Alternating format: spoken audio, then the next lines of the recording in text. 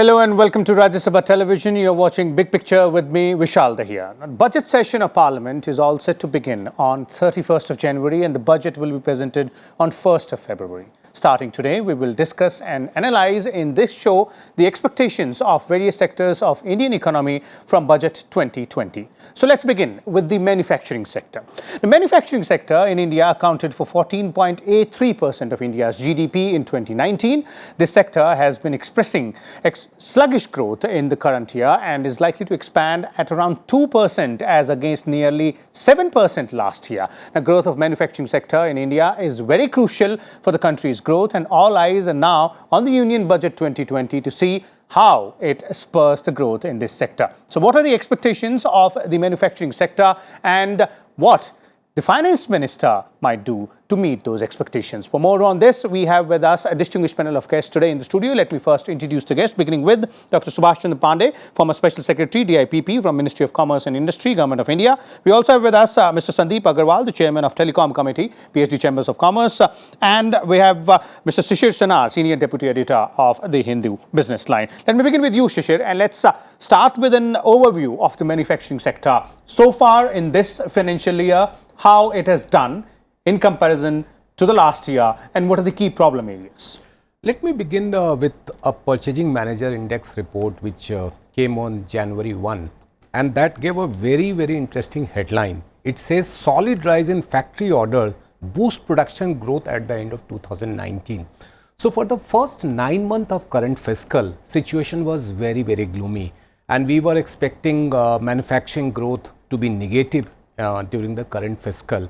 But all of a sudden, after say festive thing in October, November, December, January, we are seeing some improvement in the manufacturing sector.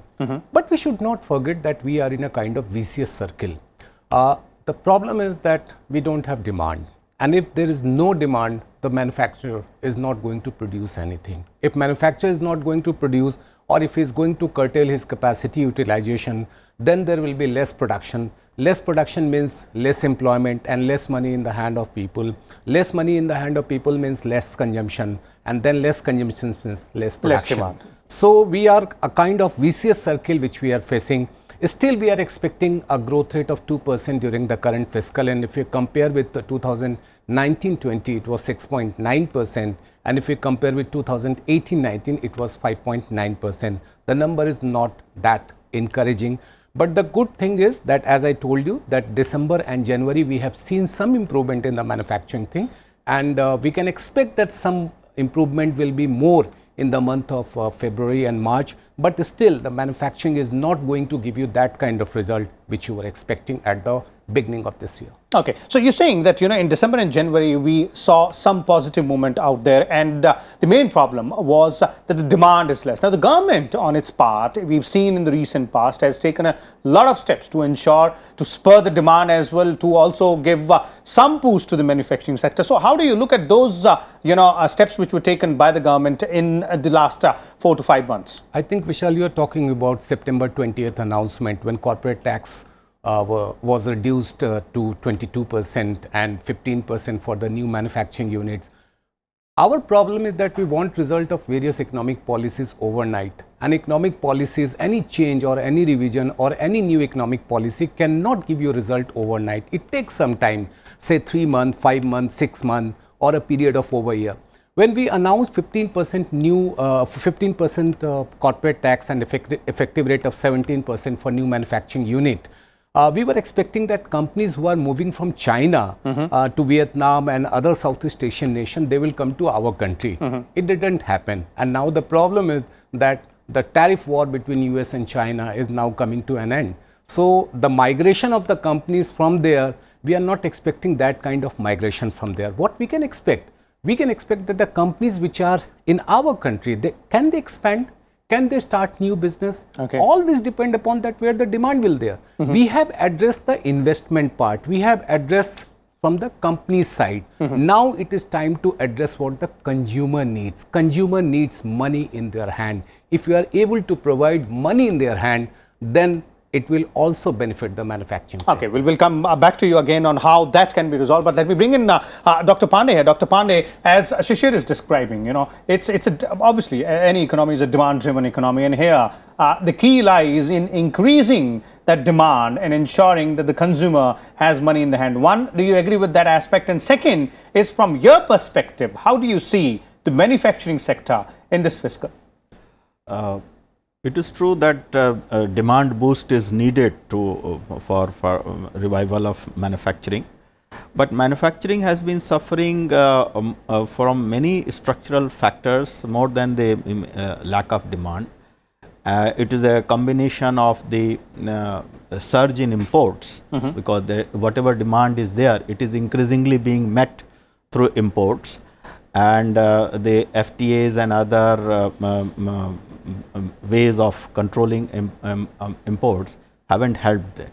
Then a sizable number of our old industries suffer from the crackdown on pollution in processing industries, mining, and the high cost of business, cross subsidization of household tariff for industrial tariff for power sector, for freight and fare cross subsidization for railways, and so many other things. So it is the high cost and the import and pollution, all these combination, and plus the NPA hobbled banks having the credit crunch. The credit to industry has been most seriously dented in last few years because of this. So the demand boost is one of the factors, but unless these many factors are there, and a new deal is offered to the old manufacturing. For new manufacturing, there has already been a budget in September, but the overall capacity utilization is about 75%. So when the existing capacity is not fully utilized, okay, and as he alluded, because of the developments, what are the chances of having new investments? So we expect a new deal for manufacturing from the budget, and let us see. Okay, so capacity utilization is one which you're pointing out, which needs to be focused upon. Let me bring the industry representative here, Mr. Agarwal. Mr. Agarwal, from your perspective, that is from industry's perspective, what are the key problem areas as far as manufacturing sector is concerned, and what are your expectations from budget 2020 to resolve those problem areas? Yeah. So my friends, here we have talked about the capacity, demand, and the imports and pollution, etc. Now what the industry is looking is towards getting paid. The biggest problem which the industry is facing is not getting paid in time. So when we supply to any customer, we see in India the basically the end of the day all the purchases are by the government or government inspired projects. So if the policy is to pay late, which is there in almost all purchases by different departments of the government. If we are into the power sector, so power is being paid in 900 days. Okay. So if the generation companies, Gencos, are not paid, will they give their capital good manufacturers and their cable manufacturers and their conductor manufacturers or their coal manufacturers or railways in time? No. But then if railways will not get the money, railways will not invest the money. Last year, railway increased their purchases, manufactured good purchases by 3 times. But then what they have seen is they don't have the money to pay now, so they have deferred the purchases in the last quarter. So January, February, March, about 25% of the delivery schedules has been deferred to April and May. Okay, so you're saying that payment cycle is one aspect. It's a very big aspect which we need to look at. Okay. And apart from that? Apart from that is that wherever we can, we should buy the technology and not the product. So we are ending up buying the product, so it is competing against our own product. So if we have to produce new, so whatever is getting imported, if we import the technology, it will take us only 20% of the cost of imports, and then we will have manufacturing in India, and so everybody is a net gainer. So you're saying a tweak of import policies as well? Tweak of import policy. Okay. Exactly. So tweak of import policies and the payment cycle. Shishir? I have one more issue to add to what are the problems to the manufacturing sector, and that is called inverted duty structure. You know, Goods and Services Tax Division did a study on that and found that almost in 24 products, they found that there is an inverted duty structure. What is inverted duty structure? That means you are paying lesser import duty on the raw material and higher on the finished product. What happens? Then the manufactured one is getting at the very low one. That means importing the manufactured product is cheaper than producing in country, in our own country. That is the problem we are facing, and we are suffering a loss of almost 20,000 crore rupees only on the GST account because of the inverted duty structure. So we need to address this issue. This issue is causing a lot of trouble for the manufacturing sector. This needs to be addressed. We have seen a lot of discussion, a lot of debate on this issue in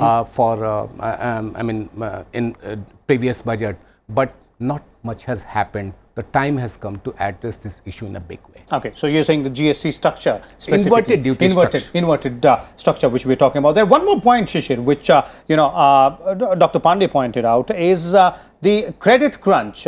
I assume that the steps which have been taken, or the decisions which were policy decisions which were announced by the government in the past few months, were intended to go ahead and take care of this credit crunch part as far as for the industry is concerned. Has that been possible? During 2019, total policy rate reduction was almost 135 basis point, 1.35 basis point, 1.35%.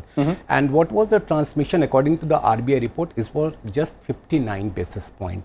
Banks have their own problem. I agree, I admit with that the cost of fund is very high, and especially when they have collected deposit at very high cost, they cannot give you loan at a cheaper rate. So until and unless the cost of deposit also comes down, then only they will be able to do so. But still the problem is that the banks are still very, very reluctant. And if you can remember, Prime Minister in an industry chamber meeting, he assured the bankers also that if there is a genuine commercial decision, you should not be worried about that.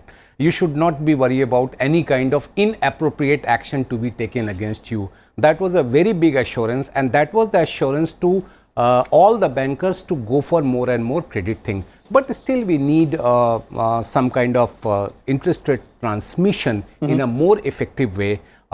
RBI has done its own part. Now it is turn of the bankers to pass on the benefit to the industry. Okay. One more thing, Sandeep. One aspect as far as manufacturing industry is concerned is the automobile industry. And there have been, we've seen how the automotive industry has suffered, or rather, the growth has been sluggish in the recent past. Now, they are hoping that a lot will be done as far as automobile industry is concerned in this particular budget. So, what overall, generally, what are we expecting in terms of automobile industry? See, one thing is the market demand. If it shifts, it changes. Then if the cheese has moved, you have to follow the cheese. So, there is a problem in the automotive sector that if the oil driven cars, petrol diesel driven cars will get out of favor by the market, not by the policy makers, but by the market, then we will end up have to change. Okay. Now, to do that, they have been forced with investments in going into Bharat 6 and all that, and maybe $10 billion have been invested by the oil companies and the manufacturing companies into going into that. So therefore, how will they get the returns of investment on what they have invested? So that must be looked into. Then also is that the giga factories of batteries which government is proposing that they are going to invest into, I think that will help the automobile sector, because then these companies can also change over to the electric vehicles, electric mobility, and they can only do it if they can do it cheaper and make in India, so that they can then compete it with the Chinese. So if that is possible, if that investment comes through and the automobile companies become part of that, then probably there is a possibility that they will come out of the rut. Okay. Dr. Pandey, for the auto sector, if you look at, perhaps right incentives for the electric vehicles, as, Sandeep is pointing out, maybe the way further ahead? Yes, because automobile is half of manufacturing sector. We are talking 50% of that. So the policy on electric vehicle has a very important role, and a lot of explanations have been given of increase in unsold inventory, including the uncertainties about how the e-vehicle policy is rolling out and the incentives structure is rolling out. We are seeing fast technological changes, and the whole dynamics of prices also. For government to get a fix on that, on the subsidy or incentive structure, the certainty about the prices, what kind of a scenario will emerge, that is not very clear. And we hope that the budget will be putting some institutional mechanism to address this. That is the intention of FAME 2 scheme, to create a 10,000 crore worth of incentive structure, targeting public transport and even two-wheelers and three-wheelers. So how do we move it? There is a technology aspect and incentive aspect.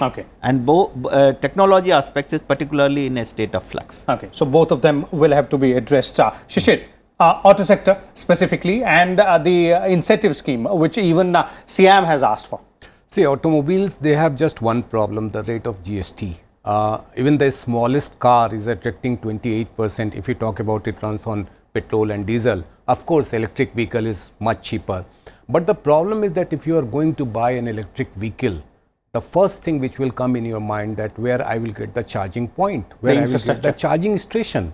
So I think last year there were two big announcements for the electric vehicle. In the budget announced on July 5, 2019, the finance minister said that 1.50 lakh interest benefit for buying e-vehicle. And then another announcement was by the GST Council by lowering the GST rate on e-vehicle. Now the bigger problem is that not much has been seen on the infrastructure. Of course, we have seen some changes, but not that. I think the time has come to go for much bigger investment, much bigger incentive for infrastructure for the e-vehicle thing. Then only people will be able to buy. And second, how to discourage people to buy the fossil fuel based thing. You don't need to cut the rate of interest, cut the rate of GST on petrol or diesel thing. If you are lowering the rate of e-vehicles, if you are providing the infrastructure, people are going to buy. Only complaint they have that e-vehicle cost very high. I mean, the price of an e-vehicle is much higher. So the incentive mechanism is something which might, incentivize the customers. And my submission with one last statement, that if you buy a small car based on petrol and diesel, it will cost you 4.5 lakh. But if you buy an e-vehicle, it will cost you 9 lakh. It's a volume thing. The volume is so small and the technology is so small. Battery, we are facing a lot of problem. So if these things are addressed, then the e-vehicle thing will also get some kind of incentive. Sandeep? Let me tell you about this, So if you see, out of 9 lakhs in the battery driven car, half the cost is of battery. And the battery is fully imported. There is no make in India. So sorry, I am not saying that you should give incentive to the electric cars by reducing the GST. Let it be 28%. If at all, invest in the infrastructure. So if you provide the infrastructure, then both sides. One is the manufacturing side infrastructure, which is the batteries. Other is the charging points. Provide that, take the 28% and provide that. And that will slow down the introduction of the e-vehicles into India. That is not a problem, because today the amount of petrol a car guzzles in the 10 years of its life, the import cost of that is much less than the import cost of the batteries, which the car guzzles. So you know, it's a question of how much money you have to pay in foreign exchange. Okay, that's in terms of how much money is being paid, but then again, you know, the climate issue, the environment issue comes into play out there. So I'm pretty sure the finance minister would have thought about it. So and the power is generated. The power is generated from coal plants even today. Majority of the power. And so that goes into the battery, and so you can think about how much pollution that brings in. We should not look at the last mile delivery of that power is clean. It is how it is generated. Okay, there are definitely different aspects on that, and we'll definitely have a separate discussion on the auto sector specifically. But let me coming back, Dr. Pandey, on the taxation part of it, and as Shishir was pointing out, that inverted structure which he was referring to. Is there some, you know, can we hope that if that is one tickling issue, then that needs to be addressed by the finance minister? You see, this inverted duty structure issue is not something new. It has been all along with us. And the taxman's dilemma is that the inputs which are supposedly subjected to lower rate, they are multi-use inputs. They are not necessarily going into making one particular product only, on which we are talking about the output tax. So this can be addressed only when the GST value is across the whole value addition chain. Right now the GST chain is broken at different points. So when you have the full GST covering entire value addition chain and unhindered transmission of input tax credit, then this thing will be taken care of. Okay. So once the system is entirely in place out there. Shishir, bringing this to an end, let's do an overview and let's look at, you know, if not maybe 1 to 10 or if not maybe even 5, then how many suggestions would you think or expectations in terms of, and that is a question which I will have to all three of you in terms of what the industry expects or the, you know, the sector needs and what is it that the government might do? Let me talk from an individual point of view rather than industry point of view. Yeah, industry we have the representative, industry, he can give you the perspective on that. From an individual point of view, what I need some money in my hand. Okay. So can you bring down the rate of income tax? Can you make some changes in the income tax slab? There is one big debate when there is an income tax rejig debate is going on, that it affects only 3% of our population or 4% of our population. Please remember that when you are spending rupees 10,000, you are giving back almost 20 or 30% as indirect tax to the government. So when you are earning something or when you have more money in your hand, you are also giving back to the government. So government is also getting back some of the money which it has given to the individual. So income tax reduction is not something is going to benefit just a small number of people. It is also going to boost the government revenue. Okay, so that's my suggestion. So you're saying that the individual benefit which you're talking about in terms of income tax benefit will address that problem of extra cash in hand for the consumers and spur that demand in that vicious cycle. I'm not saying that it is going to address that completely. It is going to address the problem completely. But we'll give it some push. At least a part of that problem can be addressed by that. Okay, for the demand aspect. Yes, Sandeep, from the industry's perspective, key points. We wish in this budget, Madam Nirmala Sitharaman comes clearly out and tells all government departments to pay the industry in time. Okay. Let us have a single point budget, a single point agenda of the industry. If everybody is paid back in time, the exporters, manufacturers are paid back their rebates in time, the cable manufacturers are paid by the Gencos and the transmissions and the distribution companies in time, and the optical fiber cable guys are paid down in their time, then everybody gets paid in time. Everybody is happy. You will have achieved 7 to 8% growth easily if that happens. Okay. And in manufacturing, 8% growth is nothing. We can aim at much higher growth. Okay. Payment cycle is an important aspect from the industry's point of view. Dr. Pandey, from your perspective, what is it that needs to be done to spur the growth in manufacturing sector? Because it's a very crucial sector. No, while I endorse these suggestions, I'll add two more to what is not covered. One, as I talked about the pollution and imports, how can the budget help giving a new deal to old industry migrating to cleaner technology? Okay. And second, in dealing with imports, a sector by sector analysis of how the imports have hurt particular segments of MA and what can be done to address these two. So there it is. Thank you so much, Dr. Pandey, Sandeep and Shishir out there. Suggestions in terms of the manufacturing sector, or expectations we can call them, to try and push the demand in the sector, as well as ensure that the payment cycle is taken care of, and also the old manufacturers do get the benefit of the policy decisions as well. These are some of the suggestions. Let's wait and watch as to what happens on 1st of February at 11 a.m. when the Finance Minister stands up to deliver her budget speech for the Budget 2020. We'll keep you updated on everything. Keep watching Rajya Sabha Television.